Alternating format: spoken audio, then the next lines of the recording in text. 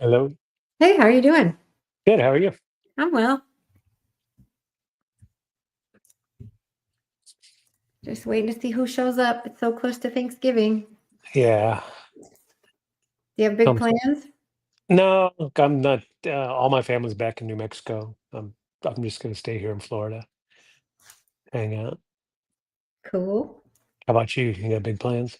Yeah, it's my 50th birthday on Saturday. So Oh every wow. year, the day after Thanksgiving, I throw a giant birthday party. So we call it Friendsgiving. So we do all the stuff and I celebrate my birthday. My dad's birthday is the 26th.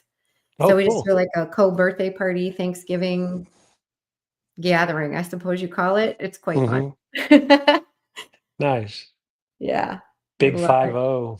Yeah, the big 50. I'm very excited about it, actually. Some people like get all weird about their age, but I get pumped about it. Yeah, wait to get to be my age. I probably will still be pumped about it. No, it doesn't bother me. I feel good. Yeah, I get spastic about my birthday. I'm like, I get to live another freaking year. How lucky am I? And then I get There you, all jazzed up. there you go. Comes quick though, doesn't it? Heck yeah! It was just like 2 minutes ago. I was like 25 years old, and here we I are. know. It's crazy. You had a bunch of people sign up, didn't you? Yeah, yeah. I was worried about doing it today though because the holiday is so close that people think they're gonna come and then they're gonna, they get busy and Uh-huh. overwhelmed because all the preparation and stuff or working late or whatnot. So I was a little concerned that this might be a little light today. Just a little. Yeah. Janet's traveling. She's one of my regulars too, and she's traveling from or to Ohio or something today. So she already wrote me a note and said, "I'm so sorry. I thought I was going to make it, but I'm traveling." So I have to. I've had a concern that it may be a little wonky, but it's okay. How long have you been doing this? I've been doing these meetups. I don't know, 6 or 8 weeks, something like that. Okay. Yeah, I was just doing it. Mostly, I had a lot of friends all the time asking me stuff constantly because I've done journeys and done all the stuff, and so I was just constantly getting like, "Well, what about this and what about that?" And I was finally like, "You know what I need to do? I just need to start doing some educational pieces for everybody." I've been a coach for a couple years now, so I've been coaching for quite some time. So I just decided to just start doing these educational things just because it just called me. So here we are. Hey, Greg, how are you? Doing well. How about yourself? Awesome. We're just waiting a couple minutes to see who's going to pop in here. I was worried about the holiday, it being a little late because everybody's got stuff to do, but here you are. So thank you for coming. Of course. Thanks for having me. Cool, cool. So yeah, it's been like eight weeks or something like that. I just felt the call and started educating people and stuff. So that's my fun story for now. But I've been in this psychedelic space for 3.5 years, something like that. And then coaching, like performance and mindset coaching primarily for 2.5 years.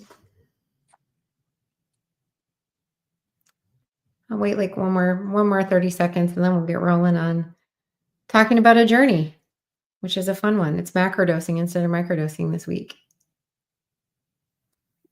Do you guys have any specific questions you want answered right away? Greg? I know you're muted and trying to drive, but Well, I've been actually macrodosing. I think it's macrodosing. I take like maybe a gram or like a little bit over a gram once a week. once a Oh, week? yeah, once a week. Mhm. And That's more like midi dosing. That's not a macro or a micro. You're like in between. yeah, that's my life story right there. So I stopped doing it for the whole October, but I Uh-huh. started last week doing it again. So I just wanted to see, the benefits of micro, macro, and then whatever I'm doing. See what actually might work better for me. Got it. Okay. So is there a particular strain that you're doing this with, or are you just like winging it? No, I've been using the same strain until October because now I can no longer get that strain. So Okay. then I kind of stopped because I was like really loyal to this strain. But Uh-huh. it was Natalensis. Okay. All right. It's I'm not a not, cubensis though. yeah, got it. It's not like a penis envy or anything like that, because penis envy at a gram will give you kind of a macrodose, but it's one of the stronger shrooms, but some of the other ones like Mazas won't give you the macrodose experience at a gram. So I was just curious where you're at on that. Let me Um, see. I forget what the ending is called. Let me just check.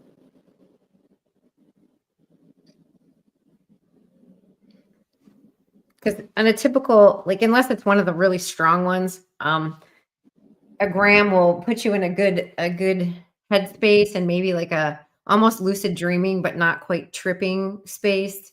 Um, but some of the stronger ones at a gram you'll trip. It just depends, just depends. So when you're doing it, are you experiencing like fractals and stuff? Yeah, more or less. At first it was strong, but then I kind of got that. How can you say it? Resistance. What is it? Yeah, it builds up. You just build up a tolerance. Yeah, tolerance. So then I usually just get like a fluid state. I'm not Mhm. really hallucinating, but I do feel uh, under the influence somewhat, but it's not a strong sense or anything. I Sure. usually Yeah. just do like a lot of meditation and a lot of writing when I'm in that state. Got it. So there's a lot of school of thought about this kind of thing. Um, so most people macrodose around 2-3 grams to get started, and sometimes in Journey they'll bump a couple more grams, so they'll get around the 4 or 5 gram mark by the time they're all in. And it tends to have a more deeper inward, more fractally experience. Kind of they experience some connectedness, sometimes some ego death, things like that when you get up around 4 or 5 grams all in. Around a midi dose, like was what you're doing, and it doesn't have an official name. That's just what I call it. But it's like you're in, but you're not, like, it's like you're putting your foot in the pool. You're at the waiting end of the pool. You're not really in the deep end, kind of. But it can lead to some really profound learnings, especially if you're pairing it with meditation and grounding and some other things like that. Um, the thing that you might be running into is not enough time between to do some integration practices. So a lot of people, when they do these semi-large or larger doses, what they do is they do those like once a month roughly, and then they use a microdose protocol and some journaling and some other things to like have a better integration period, because you're kind of like opening your brain up once a week really wide, and then what are you doing with the learnings or whatever that come from that, and how long are you waiting to be sure that integrates into your life and is effective, before you're doing it again, you know and Yeah. and all of this is subject to what feels good to you. So I don't want to tell you what you can or cannot do. It's really about, like, what feels right, and that kind of guides or directs what you're doing. But the school of thought generally is that the larger doses once a month is a lot, because you need time for your brain to like rewire itself and form new patterns and thoughts, like, in a meaningful way. Does that track for you? Oh yeah, definitely. Like when I would do it, I would really do it not to get high or to like seek answers. Really, I was just doing it for the neuroplasticity. I Mhm. would like do it once a week, and before I would take it, I would fast from like Wednesday to Thursday, and then I would ingest it on Thursday, Mhm. and then I had like these thought patterns I would like try to rewrite, like meditate on things. Mhm. But it worked really well. So like I've totally eliminated my old way of thinking. Well, that's awesome. Yeah. So maybe this is what works for you. Maybe you got your brain trained that, like, this this is it for you. Again, I don't try to tell anybody how or what to do. It calls to you how it calls to you. But um, you're at a higher end, higher than a microdose, but less than a macro. You're kind of like in this little Goldilocks zone. It's a fun place to be because you're like super aware, but Yeah, yeah, also like your ego is kind of, on a little pause, and you get to really like explore and think, right? exactly. Yeah, that's the one thing about mushrooms, like, period. Like, once you start taking them, like, more than just like recreational, I feel like you can't even really have an ego. I mean, you'll always have an ego, but like, you're not really self centered. Like, it's impossible to stay self centered. Yeah, like the default mode network goes offline, so it just like that stuff doesn't careful, man. Doesn't isn't as effective, right? Because that little guy's shut down and kind of sleeping. So you get to enjoy like your brain just being your brain. Yeah, very nice. Danny, are you frozen or are you just sitting real still? You're just sitting I'm exceptionally just sitting still, real man. still. You're Yeah, so still. I'm So, here, so just sitting on the Danny couch. Danny comes every week and does this meetup, but he has a lot of experience also with journeys and stuff. Do you have anything to add, Danny, that I missed? So I do a macro dose of about 2 to 3 grams, about every 3 or 4 months, just whenever I feel the calling to do it. And one thing I haven't done, and I know I need to start doing, is doing it with intention. I just kind of let it bring to me what it's going to bring to me, and that's why I haven't done it with intention. But I'm gonna, next time I try it, I'm gonna try and with an intention and see what I can come up with, what I can solve through that intention. Yeah, some But I people's intention sometimes though is just show me what I need to see, right? I've had a lot of people set the intention of show me what I need to see. So that's also, very productive. Go ahead, Danny.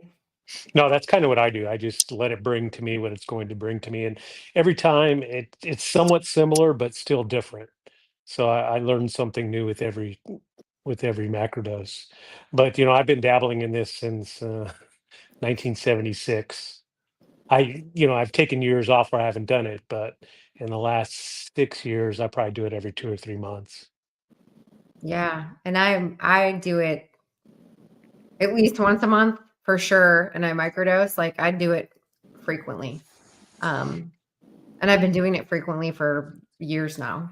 It's just it's become a part of like my meditative and spiritual practice, just to be honest.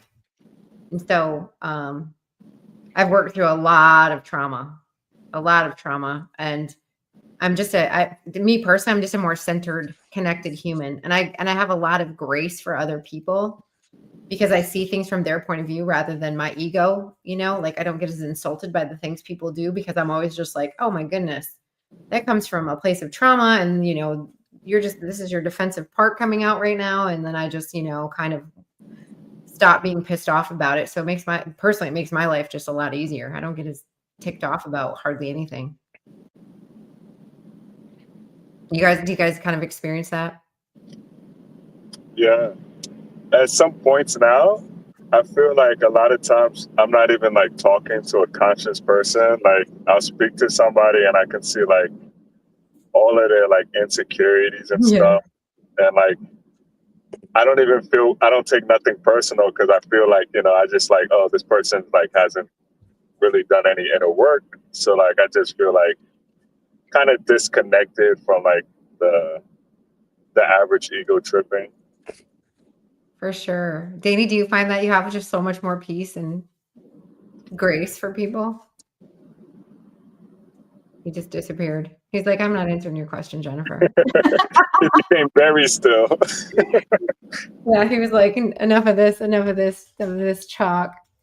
Yeah, so your question was almost like, is this right or wrong, right? And to me, there is no right or wrong. It has to be what calls to you. I'm a firm believer is that the mushrooms speak to you. And I sometimes sound like a quack or whatever, but they communicate via mycelium, and they've proven it factually that they have a communication link. And I feel like when you're connected to the shrooms, like they kind of almost speak to you.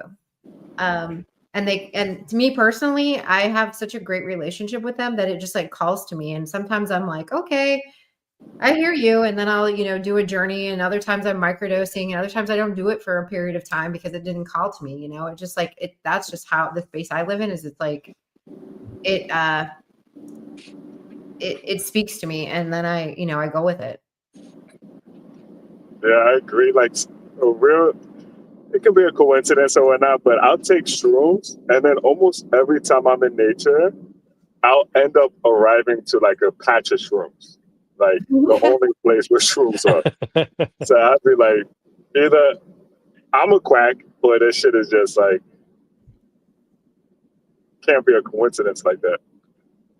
I just accepted I'm a quack. I just accepted that a while ago. Like when I started talking about spirituality and my woo-woo crap, I just like accepted. I'm like, you know what? The people that are with me, and the people that think I'm a nut, they think I'm a nut, whatever. And I just moved on with my life. Yeah, I don't talk about this with nobody. Oh no, you need to find some friends that you can talk to with this. I mean, me and Danny are becoming fast friends. We talk about this on Signal, and then I'm like, you got to do a cutting cord ceremony, man. You got to get rid of bad energy. You got to sage some stuff. I've always found though that whoever needs to hear about it, you talk to them about it, and other people you just don't. And the ones you talk to about, they're like, "Wow, I had questions about that. How did you know?" So it just kind of the universe brings me the people to talk to about it. Yeah, for sure. And that's another reason, like Danny and I were talking about this as you got here, Greg. There's another reason I started this meetup group is because, my friend group has changed, completely turned over since I started, my first journey. And I'm okay with that. And now I'm surrounded by people that either they think I'm fascinating or they're also into this stuff. I can't decide if I'm a zoo animal or not, but at least they're on board with the stuff I talk about and the things I do. And they just are like, all right, cool. Instead of, when I first started this, people are like, oh, okay, so you went and you did some drugs in the desert, so now you're healed. That's magical. Cool. And now my friends are like, wow, look at how much you've changed and how you've evolved as a person and how much more at peace you are and other stuff like that I've noticed. So the people that have stayed the course, are like on board with whatever it is I'm doing. And the people that thought I was crazy, they kind of exited the building. Not in a bad way. We didn't have a fight or anything, but they definitely aren't around anymore and they think I'm a nut. So it's whatever. Did you guys find that as well well, Danny, you've been doing this since I was born, so I don't know if you know. Well, a lot of people more and more people are coming on board to either talking about it or doing it themselves. Even when I introduce it to people that have never done it, after a while they say, I kind of like to try that. Yeah, I see how your attitude is. I'd love to try that. And I've never had a bad experience introducing it to people whatsoever. right. Greg, have you introduced anybody to this and had them be receptive and on board? Yeah, more or less. So like a lot of the spiritual practices I do is more for like inner resolution, rather than really, trying to convert people over. So I got a couple of friends who do it, but I feel like in this regards, they do it like in a recreational form rather than like in more of an enlightened way. So, I mean, I have introduced people to it, but I'm not really trying to, I can be perfectly centered by myself and still be totally like normal socially. So I don't really wear it on my sleeve. You know what I mean? It's kind of private for me. Sure. My boyfriend, when I met him, had done this recreationally and never spiritually. And then we did it recreationally together just for shits and gigs. And then we did it like my way. I said, I'll do it your way. And then you're going to do it my way. He said, okay. So we did it my way. We did it spiritually. And he was like mind blown. He's like, I had no idea it could be like this. And so I'm definitely very vocal about it because I really want it to become legal and mainstream like cannabis has.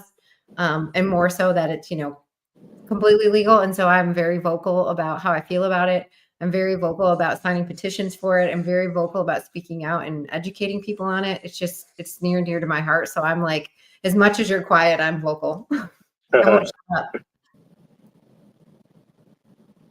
And I think that it's gonna follow the cannabis path, but it may be more accelerated because people do associate cannabis with being a stoner or some other stuff, and psilocybin is just like this mystery to people. They don't understand it, and they're just like, well, I heard, and da da da da da, like whatever, all these like rumors on the street, but then they talk to somebody or they have an experience and all of a sudden it changes everything, and they don't see the Cheeto eater on the couch, that people associate with, smoking pot or whatever. Even cannabis has spiritual like context. It can be used spiritually. Some people have some really deep experiences when they're using cannabis. So I don't want to poo-poo on it, but the stereotype is, the dude on the couch eating Cheetos and playing video games or whatever.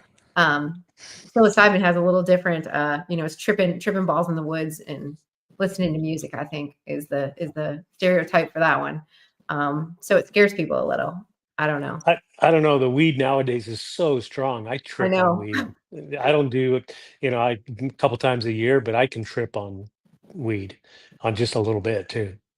Yeah, that stuff is like out of this world strong. I don't mess with it because it just lays me out.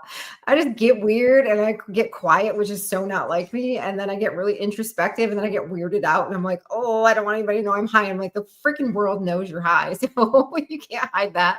You're drooling on yourself in a corner and you're very quiet. Everybody knows. So it's not necessarily for me, but I mean, lots of people like it. It is strong though. Holy cow.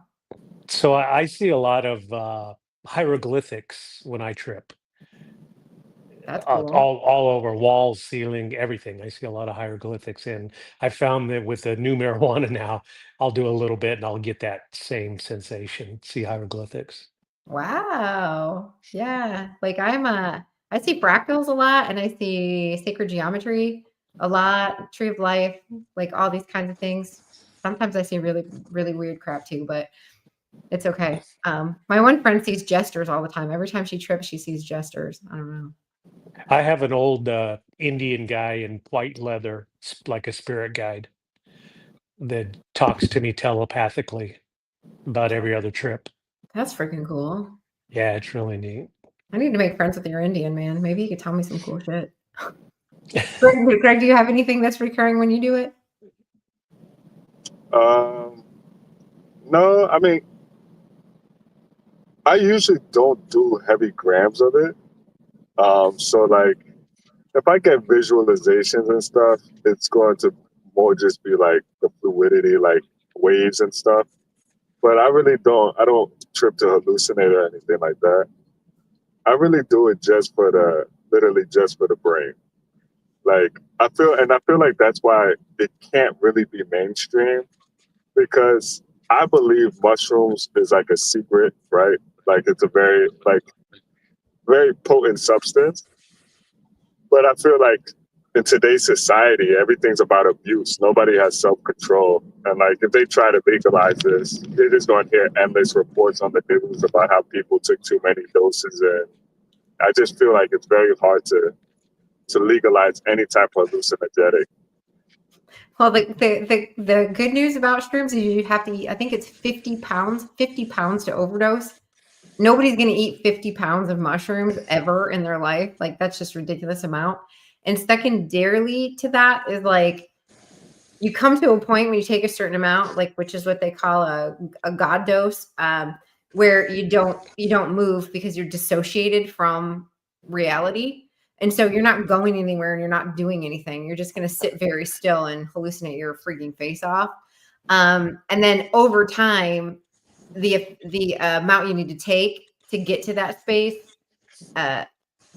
increases vastly because you build up a tolerance to it. So it's almost one of the most non-addictive substances out there, psilocybin is. So the fear of that is unwarranted, unlike MDMA, for example, which you can actually die from. It is a tool that people use, but you can die from it. You can overdose on it and give yourself serotonin syndrome, which is a real thing. Psilocybin, like I said, you have to eat 50 pounds to overdose. It's some absurd amount that I don't even think you could physically eat in a sitting if you tried. Jen, have you ever done a hero's dose? 5 Oh grams yeah. or more? Oh yeah. See, I never have because I need somebody to trip sit for me, right? And I just haven't found. Usually, if I'm doing mushrooms, I'm doing it with somebody else. So I'm kind of afraid to do the heroes. Well, and I was dissociated out of my body when I did it, but I still knew what was going on and where I was. You know what I mean? Things were really weird. Don't get me wrong. And things did not look like what they were. Like the ceiling fan was a fairy and there was all kinds of stuff going on, but I still was like in my sovereign being and it wasn't freaky to me. It was weird. Don't get me wrong. It was weird as all hell, but it didn't freak me out by any stretch of the imagination. And I spent the entire time just being inward and letting go of ego because it's not even possible to have it. You have just complete ego death.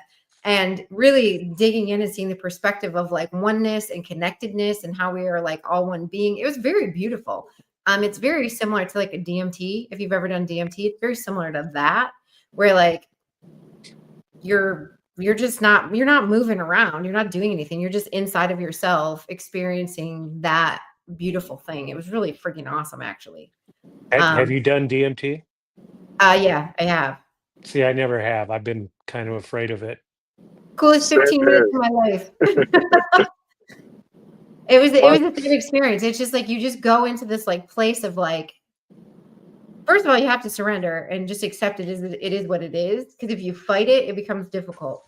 But if you're in a space where you're not going to fight it, you just lean in and go, all right, show me what I need to see. And it is the most profound and beautiful experience. I woke up crying because it was so beautiful and lovely. It was lovely. But you have to be set and setting, like everything. You have to be set and setting. You have to be ready for it. You have to be prepared to surrender. Yeah, you're going to have an ego death. And then you go into this, like the most beautiful place, so full of love that it almost like overwhelms you. It actually overwhelms you. It's so beautiful. It's cool. Did you see entities and gnomes and things of that nature? I saw a being that's bigger than me, and I couldn't describe it for the damn life of me. And it was very light and very love. And it was like I left and went astroplaning off into another galaxy somewhere. And I saw like how we are all one in our connectedness in a very profound and weird way. It's not really explainable. And I think everybody that's done DMT says that. Like, I wish I could tell you, but it's not really explainable because it's so abstract that you're just like, yeah, this is a live thing, whatever it is. Can't describe it to you. And this being takes you wherever you're going. At least mine did. It was pretty cool. And so, and Greg is like, I just, keep it slow and low. No, my friend has been trying to convince me into DMT too. No, and I'm like, I'm not jumping off the bridge. And he's like, you have to. Anybody to do anything. I strongly suggest you do not do DMT or ayahuasca unless it calls you and you are ready. I'm not messing with it. I would not push anybody to do any of these things. None of it unless it feels right to you. Promise. It's just if you're ready for the experience, it could be very profound and very beautiful. And it's all, like I said, it's all how much it costs to you. It speaks to you and you hear it and you listen. I have a friend who will not do mushrooms. She does not like them. She doesn't like the experience. She's not a fan, but she's done DMT like I don't even know how many times, and it's like her favorite thing ever. So it's all what makes sense to you. It's very fun. I also, like to hallucinate, so there's that as well. It doesn't bother me. I don't get freaked out by it. So that's pretty cool. Is there anything else you guys have questions or thoughts about? And I didn't do my presentation, but it's just the three of us. It's more fun to talk.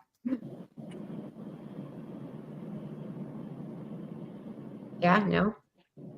No, it is. It is a good conversation. I like it. I like to talk about this stuff. I'm gonna try what Greg's doing. I'm gonna try that just a little bit every week. I just want to see what that does. Because I microdose now, but I want to try that just a little bit more. Every once in a while, I'll do a gram, 1.2 grams. It's pretty cool. Go ahead, Greg. No. I didn't hear what he said. You said you're going to try a gram every week? Yeah, I'm gonna try that because I do like 0.15, 0.2 grams on my microdosing 3 or 4 times a week. But I'm gonna try that 1 gram, see how that plays out. I like that. I like that thought. Yeah, it really made me like, it became like a vitamin thing. And then like the first week I stopped doing it, I still did a routine because I would do a routine every Thursday. So I went through the same routine and I didn't take it. And I swear I started tripping like that. And my body just like became like conditioned to it. And then I still felt like I was on that high and I hadn't taken it for over a week or whatever.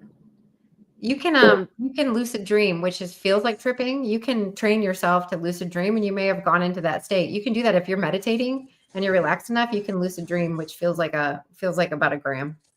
So I practice out of body. Yeah. Yeah, and I can get out probably 3 or 4 times a year. I used to do it as a kid all the time. I never knew what it was. I never told anybody about it. And then I heard about it, and then I started reading. This was back before, audiobooks and all that. And I said, yeah, I was astral planing. I was astral traveling.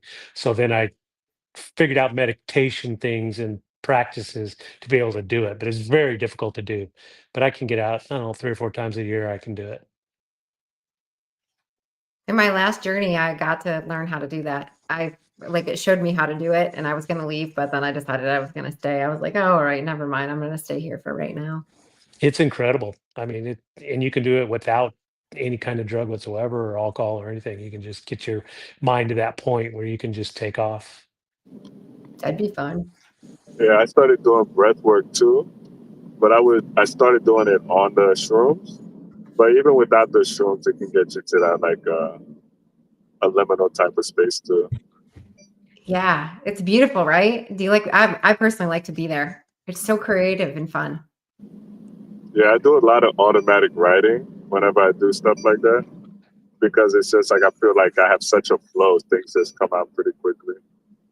That's super cool. That's a really great practice to have. Lots of people struggle with that one really hard. They don't understand how to like relax into that state, and they try and try and try, and they have a really hard time getting there. So it's pretty cool that you can do that. Well, if you practice as a shaman, they can do it at will. I know some Indian medicine men that can do it at just by drumming a little bit and can go travel. Yeah. I would love to get to that point. When I sit with people, I drop in with them. It's the most interesting thing ever. When I sit with them, all of a sudden I'll just drop in with them and I'll know where they're at. And I'm like, oh, okay, you're ready to go. Let's go. So it's very fascinating. Yeah, it's fun stuff, right? I mean, our world is great, but if you can go to other places as well, why not, right? Yeah, why not? Heck. I've gone to other galaxies before, so it's been quite interesting. Seen a lot of cool stuff. And also creative. Like you come out of that so creative. And like the days following, I'm so creative. I can do so many like things just come to me. I'm like, oh, this is amazing. Blah, blah, blah, blah. So much fun. What else, guys?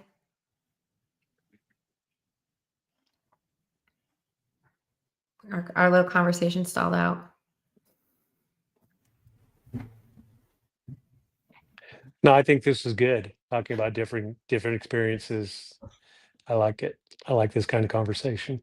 Me too. I want to do this every once in a while when it feels right, and it just felt right this evening. I thought you guys would both be a little chattier since you both like were okay with being on video and you both said hello. So I figured I'd drag you into a conversation with me. It's what us extroverts do with anybody else on the planet. I love it, and I don't get to talk about this very much with people in my day to day as I run an advertising agency and stuff. So I like to woo out with you guys. Yeah, I'm in a very conservative world too. I sell construction equipment, so you got to be careful how much you talk about this in that realm. Yeah. Bunch of good old boys, Yep. And advertising is male dominated as well. And they're like, oh, the girl with the woo woo thing, the crystals, blah, blah, blah, blah. And then I laugh at them and I'm like, if you want me to. All right, guys. If there's anything else you guys want to chat about? Are we good for this evening? Good? All right. Well, thank you so much for coming. I'll have another topic next week, or I'll do another topic next week and I'll recycle this one in 2 weeks. If you guys want to come and attend, and if ever you want to have a chat like this with any group of people are asking me about creating a space for us to be able to just talk about stuff. So I'm probably going to do that pretty soon. Just with the holidays, it's getting a little weird. But I love these conversations. And if ever you just want to talk to me, you can reach out to me on Signal. It's sillygirl.44. We can connect, and I'm happy to talk to you about anything. It's super cool. It's fascinating, and I love it. So thank you for coming. Thanks. Enjoyed it. Have a good night. You too. Bye-bye. Bye, Greg. Thank you for coming. Appreciate it. I'll Yeah. see you next week. Yep. Bye-bye.